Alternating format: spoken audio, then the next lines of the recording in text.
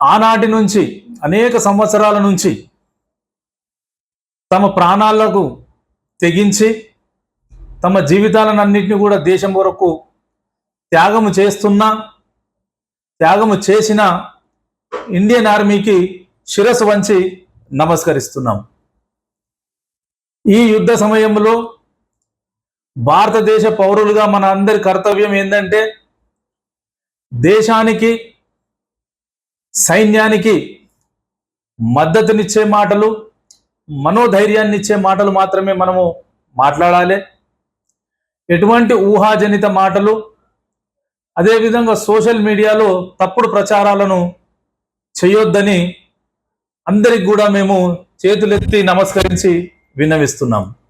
ఈ సమయంలో ఎలాంటి రాజకీయాలు మాట్లాడకుండా, అదేవిధంగా దేశంలో ఉన్న మీడియా సంస్థలు కానీ విశ్లేషకులు కానీ ఇంతవరకు మీరు అందించిన సహకారానికి ధన్యవాదాలు తెలియజేస్తూ